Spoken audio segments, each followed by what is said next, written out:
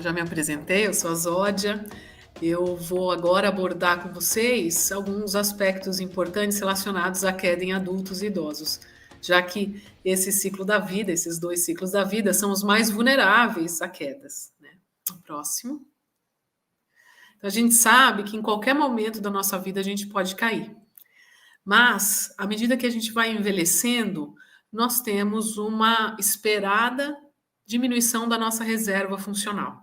Então, temos um declínio funcional sistêmico que nos deixa mais vulnerável ao desenvolvimento de comorbidades e, consequentemente, também às quedas.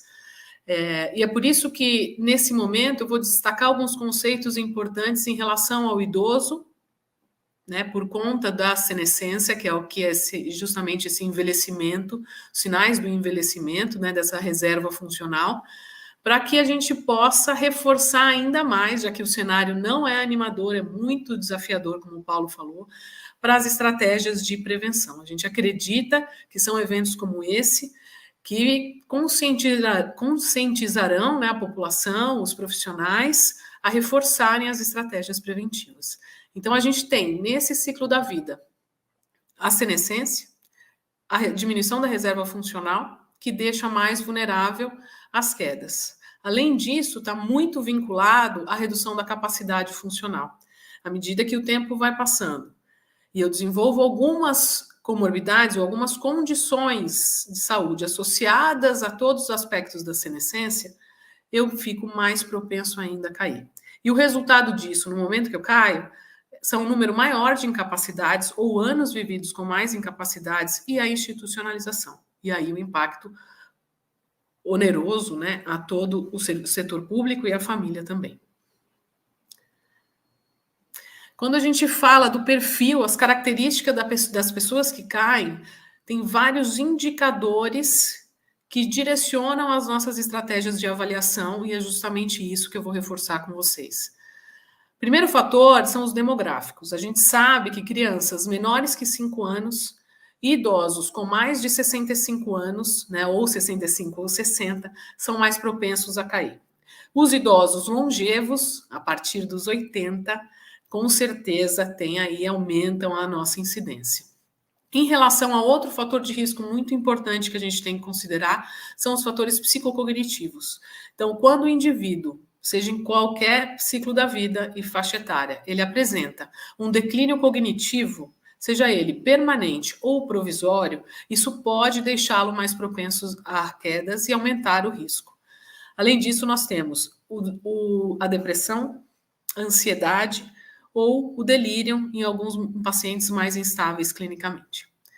Em relação às manifestações clínicas que as pessoas podem apresentar, que a deixam também mais vulneráveis à queda, é a hipotensão postural, e aqui eu apresento para vocês alguns exemplos, mas temos outros sintomas que a pessoa pode apresentar em qualquer faixa etária e predispor a mais quedas. Então, nós temos aí a hipotensão postural, a vertigem, a dor intensa, anemia, insônia, a sarcopenia, que é algo muito importante para nós, fisioterapeutas, considerarmos, né, como um sintoma da senescência fisiológico, né, esperado com o envelhecimento, que a gente tem como tentar minimizar isso e evitar que isso seja um preditor de quedas. E além das condições de saúde mesmo que o indivíduo ele pode apresentar, no caso do idoso, a senilidade, né? Então, nós temos aí o AVC, o TCE, as neurológicas, muita relação com a nossa Câmara Técnica, é por isso que a gente vai exemplificar um pouco melhor mais para frente em relação às duas condições neurológicas que favorecem aí as quedas, o Parkinson, a ataxia, outras condições como convulsão, osteoporose, amputações, obesidade, também são condições de saúde que predispõem o indivíduo a quedas. Em relação ao outro indicador importante que a gente precisa identificar, é o aspecto funcional, a funcionalidade, que é um preditor de quedas. Então, à medida, ou o indivíduo que apresenta-se mais dependente para a realização das atividades de vida diária, é um indivíduo com maior risco de quedas. À medida que ele também tem uma fragilidade física, e aí eu vou direcionar um pouco mais para a nossa área, a necessidade de dispositivos de locomoção e de mobilidade, que o predispõe também a quedas e aumenta o risco. E, além disso, as barreiras ambientais. Importante fator que, quando a gente fala em prevenção, toda equipe tem que estar atenta, né? E a gente vai falar também um pouquinho mais para frente. Outras manifestações importantes, e aqui entra como um indicador que também deve ser levantado, são os comprometimentos sensoriais, visual, auditivo, somatosensorial. Eles reduzem, né, o domínio da pessoa em relação ao ambiente e acabam aumentando também o risco de quedas. E, por fim, entre outros fatores, aqui é mais para exemplificar o uso de medicamentos. Nós temos aí os opioides, os depressores, o sistema nervoso central, que acabam deixando o indivíduo mais lento, com respostas mais lentas, e no momento em que ele sofre alguma perturbação, ele pode estar mais propensos a algum evento com quedas, e aí todo, né, as complicações secundárias a ela, e a nossa proposta é não falar dessas complicações, mas sim preveni-las, né? Bom, então, a sonora desse evento, eu acredito que é a prevenção, né? A prevenção, ela deve ser incentivada, e a gente sabe que temos como modificar o ambiente, nós temos como conscientizar a população, nós temos como conscientizar o paciente sobre o risco dele, a família, dos cuidados que ele tem que ter, para evitar que a queda ela aconteça. Então, prevenir é melhor do que remediar, e na queda a gente tem aí muitos exemplos, como o Paulo já falou. O impacto social aumenta as institucionalizações, a pessoa passa, à medida que ela tem um histórico de quedas, ela tem medo constante de cair novamente, isso acaba reduzindo a participação dela em muitos momentos. O impacto econômico, que é algo que precisa ser reduzido, né? E acredito que essa redução acontecerá com as estratégias de prevenção, com profissionais atentos, com profissionais que entendam dessa importância para a sua prática clínica, né? Então, aí, com isso, a gente tem maior tempo de hospitalização e demandas, né, de medicamentos e insumos. E pela própria saúde, quando a gente fala em quedas, né, são as complicações decorrentes dela e o manejo dessa queda, né? Então, nós temos aí as fraturas, as úlceras, a síndrome de imobilismo, quando a gente relaciona muito ao idoso ou ao adulto, entre outros fatores aí que merecem ser destacados para que a gente possa aí, reforçar as estratégias de prevenção. Bom, mas antes de falar da prevenção, a nossa proposta desse evento seria reforçar a estratificação de risco. Antes de determinar as estratégias para o cenário onde vocês trabalham, o mais importante é você escolher um instrumento correto, que esteja de acordo com a sua realidade e o perfil dos seus pacientes, para que você consiga estratificar o perfil do seu paciente e estratificar o risco dele de quedas, para que as intervenções preventivas, elas sejam mais eficientes, né? E isso é o mais importante. Então, agora eu vou apresentar para vocês, eu fiz um levantamento, a gente fala em atualidades nesse evento, mas dos instrumentos de avaliação, nós não temos tantos instrumentos novos. O que nós temos é tecnologia associada a esses instrumentos de avaliação, que podem aí deixar o seu olhar, a sua avaliação mais quantitativa. Tá? Eu acho que essa seria os sensores, os acelerômetros, isso poderia ser algo mais atual, voltado a uns instrumentos de avaliação. Mas mesmo assim, eu acho que vale a gente reforçar quais são esses instrumentos, o que a gente tem aí na literatura que possa se adequar à sua realidade.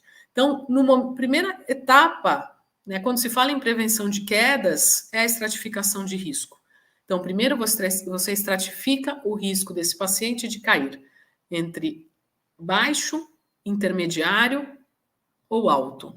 E a partir dessa estratificação, você estabelece as suas medidas de gerais, né, ou individuais de intervenção para que as quedas elas não aconteçam. E quando a gente fala dos instrumentos, né, o que a gente tem aí na literatura, você vai se deparar com mais de 100 instrumentos de avaliação que podem, de alguma maneira, estratificar o risco desse paciente. Alguns são específicos para quedas. Outros, eles são utilizados para avaliar algum comportamento, algum indicador motor. E a numeração final pode indicar o risco de quedas, tá? Eu vou explicar isso um pouquinho melhor para vocês. Então, vocês têm duas possibilidades. Um checklist, onde você verifica quais são os fatores de risco que eu apresentei anteriormente para vocês, que o indivíduo ele apresenta, que aumentaria mais o risco dele de quedas. Esse checklist é mais empírico, você só determina os fatores de risco, e a partir do momento que esse paciente ele tem um fator de risco, ele já tem um risco, o risco de quedas ele já existe. Mas a gente sabe quanto é importante a gente quantificar isso, e aí entram os índices numéricos. Esses índices numéricos, você vai ter uma pontuação que vai estar também relacionada a um fator de risco, já que se você escolheu o instrumento adequado para a sua realidade, e isso vai direcionar aí as suas intervenções.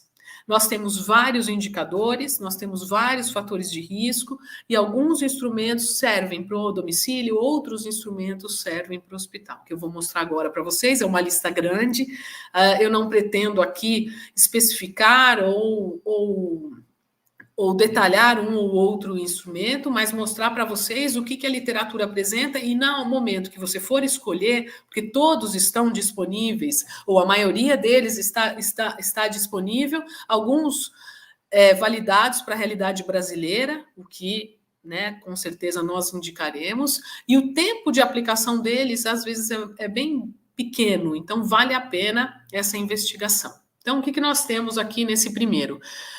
Aqui temos testes de desempenho físico, por exemplo, o Time Up and Go, que ele é um preditor de quedas, ele está relacionado à mobilidade, é um teste rápido, onde relaciona-se, você pode usar no ambiente hospitalar, ou no ambiente domiciliar também, o clínico, ele dura 1 a 3 minutos, e você vai avaliar, é um teste de desempenho, tá? Relacionado à mobilidade e equilíbrio, mas o resultado dele também pode estratificar o risco, tá?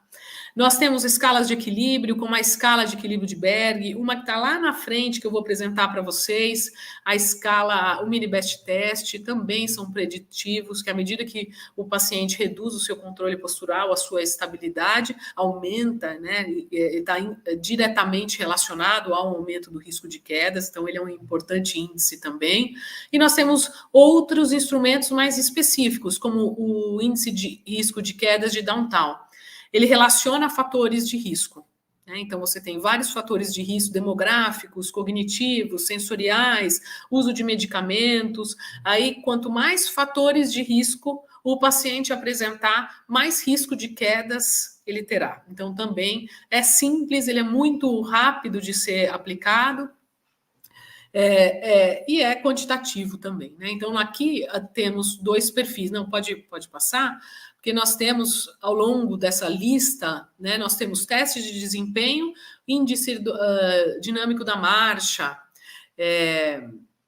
a escala de equilíbrio específica para as atividades, algumas não estão validadas ao português, outras sim.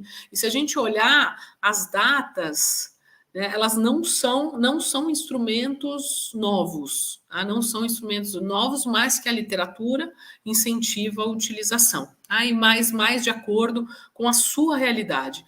Nessa quarta coluna, nós temos o ambiente hospitalar sendo amparado em vários instrumentos. Se no ambiente hospitalar você já consegue utilizar, imagina para a clínica e para o ambiente domiciliar, onde o profissional tem um pouco mais de tempo para se preocupar com essa avaliação. Então, aqui, eu acho que um dos objetivos da minha fala hoje é reforçar a importância de utilizar um instrumento de avaliação, seja lá qual for, validado na literatura, que esteja de acordo com o perfil do seu paciente, a sua realidade, o seu cenário, para que você possa aí estratificar o risco. E a partir dessa estratificação do risco, você estabelecer as medidas. Eu acho que essa é a informação que a gente tem para para reforçar com vocês, e nesse artigo ele tem aí uma lista enorme, aqui tem um terceiro slide, se puder passar, com mais testes de desempenho, como o teste de sentar para levantar 5 vezes, é tão rápido de fazer, também pode ser um preditor de risco de quedas, então você pode utilizá-lo, ou então escala de eficácia de quedas, também muito conhecido, a FES, ele é da Inglaterra, uma triagem da população, isso é importante também, porque o indivíduo com maior risco, ele tem histórico de quedas. E talvez nessas escalas específicas de queda, a gente consiga aí determinar quem é o paciente, a pessoa que precisa de uma atenção especial da equipe. Né? A equipe tem que se preocupar um pouco mais com esse paciente. Né? E aqui temos outros, né? Mas acho que tem mais um slide. Aqui de equilíbrio, como eu já tinha falado, o mini best test, entre outros. Né? Então, por mais do que a gente não consegue indicar um melhor instrumento, como eu já falei para vocês, porque vai depender do seu contexto, vai depender da sua realidade, da sua dinâmica e das características das pessoas envolvidas. Mas a gente reforça a importância dessa estratificação de risco, que eu vou falar um pouquinho mais à frente, vou relacionar o risco estratificado com as medidas gerais que a gente pode, e são super simples as medidas que a gente pode tomar com o nosso paciente, com a nossa equipe, para contribuir nas estratégias de prevenção.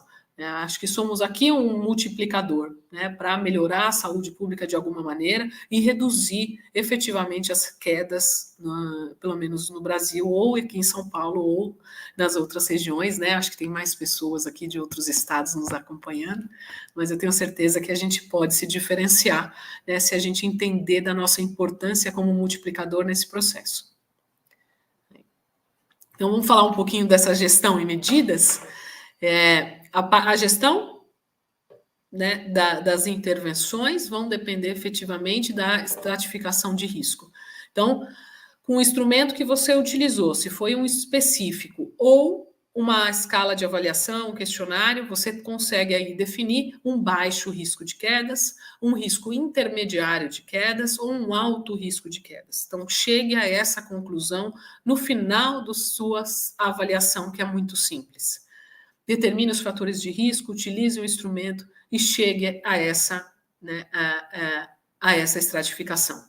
Quando a gente fala das medidas, o indivíduo com baixo risco de quedas, e aí pode ser tanto o adulto quanto a criança, o idoso, em qualquer ciclo da vida, a gente entra com as estratégias de atenção primária, né, basicamente. Educação em saúde, sempre reforçando de acordo com o perfil do paciente, ou o próprio paciente, ou a família, ou a equipe, para estarem cientes da importância do seu papel no processo da prevenção, que eu acho que é isso que a gente precisa, né? Todos se corresponsabilizarem, entenderem da importância para que a queda efetivamente não aconteça, né?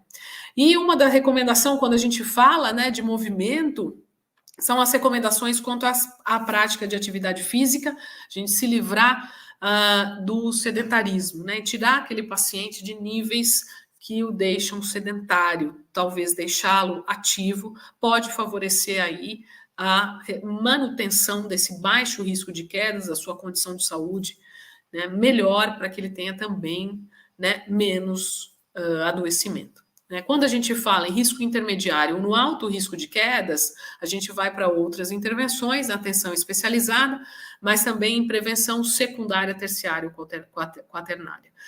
Educação em saúde é a nossa frente, temos que reforçar isso sempre, e quando o risco é intermediário, a gente parte para as abordagens específicas, no caso da fisioterapia e da terapia ocupacional, entramos com a questão do controle postural, da força, da funcionalidade, importante aí a gente acompanhar, e aí entram as intervenções, e acredito que a Letícia e a Tatiana vão direcionar melhor vocês para essas estratégias. A gente vai exemplificar com 2 condições neurológicas, por afinal somos da Câmara Técnica de Fisioterapia Neurofuncional, então a gente teria que exemplificar dessa maneira.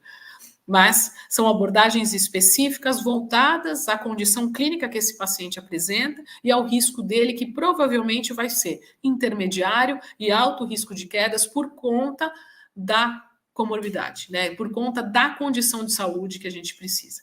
Quando o indivíduo ele tem um alto risco de quedas, a gente parte para uma abordagem mais personalizada, mais individualizada, e o follow-up, o acompanhamento desse paciente é fundamental. E aí sugere-se, isso em cima do guideline, né, de 30 a 90 dias após as intervenções, 30 a 90 dias, rever esse paciente, a sua família, para verificar se as medidas foram tomadas, se estão funcionando, para reavaliar esse paciente com um pouco mais de frequência. E aí, o que se recomenda do profissional, então, né? Que ele seja preditivo, então, que é importante ele determinar o risco de quedas e lesões relacionadas a essas quedas, mas ele tem que prever de alguma forma, que ele seja preventivo, focado na intenção de prevenir quedas e lesões relacionadas, otimizando sempre a capacidade funcional, e quando identificado os riscos ou estratificado o risco, que ele seja personalizado e participativo. Então, quando é personalizado, você tem fatores de risco aí que você conseguiu identificar, outras informações clínicas relevantes, né, incluindo aí também, né, ou o exemplo, a cognição ou a questão física, para desenvolver as medidas, um plano terapêutico mais individualizado para essa pessoa. E participativo, né? Então, aqui a gente reforça a importância da interdisciplinariedade e da importância da família nesse processo, quando a gente lida com um idoso, principalmente, né? Mas quando lida um idoso ou uma pessoa com uma deficiência, com uma mobilidade reduzida, que tem uma fragilidade física maior, e aí você precisa contar com a família, né? Você precisa cuidar, entender os cenários que eles estão envolvidos, onde as quedas podem acontecer, e o Paulo falou muito bem disso, né? Para que a gente possa também, né, dar o apoio que eles precisam para que a queda não ocorra, né? E eu acho que esse é o nosso papel. Falando nisso, dos ambientes, né, o Paulo falou 2 locais onde as quedas elas acontecem. Então, uma boa parte das quedas acontecem em casa, no próprio domicílio, e a gente está falando aqui do adulto e do idoso principalmente.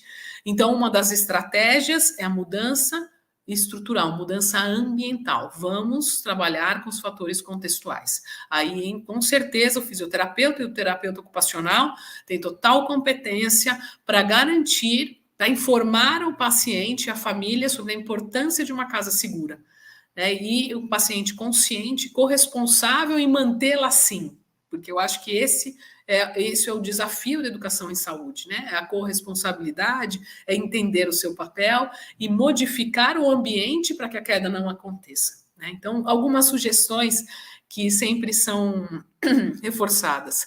Nós temos garantir boa iluminação, então isso não é atual, porque essas são as medidas que com certeza permanecerão ao longo de muitos anos. Boa iluminação de vários cômodos. Quando é um idoso ou uma pessoa que tem uma dificuldade maior de mobilidade, que ele sempre tem uma lista com números de emergência para que ele possa rapidamente ligar e próximos ao telefone, que eles mantenham o telefone próximo a ele sempre, né? Principalmente se em alguns momentos do dia ele permanece sozinho.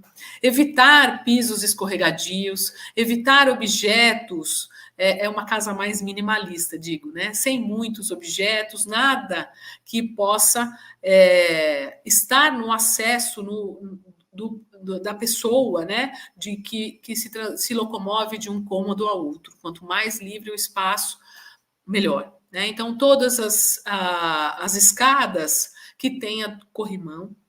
Então, 2 corrimãos são importantes e seguros para que, no momento que a pessoa vai subir, que ela tenha o hábito de segurar, e além dos dispositivos de mobilidade, que são importantes também para que ele assuma, né, efetivamente um dispositivo de mobilidade que vai garantir a sua segurança, tanto no ambiente domiciliar, né, quanto num ambiente externo. A gente recomenda a identificação, né, e a prescrição de um dispositivo para também garantir isso. Além disso, o dispositivo de mobilidade, ele não vai servir apenas para garantir mais segurança física, mas ele vai ser um sinalizador de que essa pessoa tem uma dificuldade de mobilidade, e aí ela cria como se fosse uma redoma ao redor dela, e as pessoas passam a tomar mais cuidado, né, no momento em que se deparam com isso. Principalmente em ambiente externo, ela é fundamental a utilização, mesmo com os pacientes com um risco menor.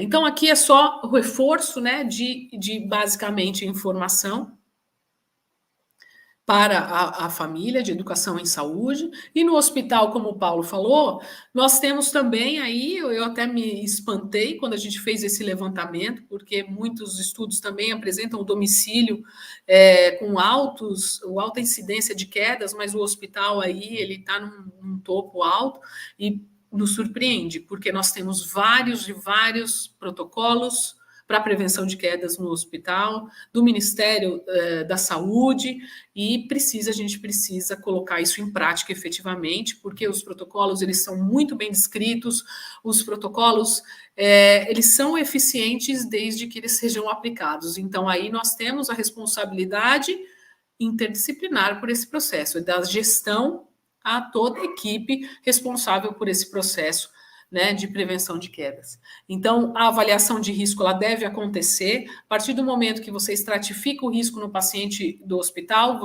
ele já utiliza uma sinalização, uma pulseira que vai identificar o risco maior dele, e esse é o paciente que merece o cuidado devido, né, de toda a equipe para evitar que a queda aconteça. Agendamento para os cuidados de higiene pessoal, orientação à família que acompanha esse paciente por conta, né, da instabilidade clínica e do risco maior de quedas que ele apresenta, revisão periódica da medicação, revisão de ocorrência de quedas e identificação das possíveis causas para que o gestor possa modificar essa realidade. Eu acho que isso é importante. E algo que eu não falei para o domicílio, mas serve para o hospital, para o ambiente externo ou o domiciliar, atenção aos calçados utilizados pelos pacientes, que também favorecem aí as quedas consideravelmente, né? E aí, por fim, quando você aproveita e entra numa abordagem, uma medida mais geral, pensando no idoso, que é a nossa população de maior risco, o que a Organização Mundial da Saúde ela recomenda é o envelhecimento ativo e saudável. Para os pacientes com baixo risco de quedas, isso é fundamental, né? Então, nós temos aí um guia de atividade física da Organização Mundial da Saúde,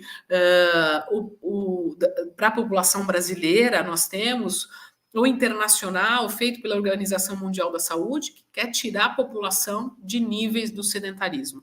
Então, a prática regular de atividade física para o paciente com baixo risco de quedas, para todos, acho que para toda a população, ela é muito bem-vinda, mas para o baixo risco de quedas, vai favorecer aí a manutenção desse envelhecimento saudável, uma redução melhor dessa reserva funcional e, com certeza, uma qualidade de vida muito melhor. Então, para a Organização Mundial da Saúde, qualquer movimento lhe basta. Então, é importante tirar nosso paciente do sedentarismo. E o nosso paciente, falando um pouco agora do nosso paciente que tem uma condição neurológica, a gente sabe que temos manifestações que estão relacionadas à doença de base. Mas esse paciente, ele entra numa imobilidade, ele passa a se movimentar menos, ele fica mais sedentário. E, às vezes, algumas manifestações ou o risco de quedas, ele aumenta mais justamente por conta desse sedentarismo que vem somado à imobilidade de algumas condições. Então, essa movimentação ela é importante de ser incentivado para todos os públicos, né? E aí o próximo. E aí, quando a gente não tem precisa, né, de intervenções específicas, aí falando um pouquinho mais da fisioterapia, qual é o nosso papel, né? Então, mais uma vez, reforçar junto à família e equipe todas as formas de prevenção de quedas e o papel desta pessoa nesse processo. Nós somos multiplicadores e essa informação chegando de uma forma, comunicação mais efetiva com o seu paciente, com a sua família, que vai garantir que esses números eles possam ser reduzidos. E quando a gente vai para algo mais específico, mas eu finalizo por aqui, né? A gente fala num papel geral da fisioterapia, que é aumentar a segurança dessa pessoa no ambiente, melhorar a capacidade física e cardiopulmonar desse indivíduo para resistir às ameaças de equilíbrio, né? E ele tentar se recuperar, né, de uma queda, de uma eventual queda, ou não cair, né?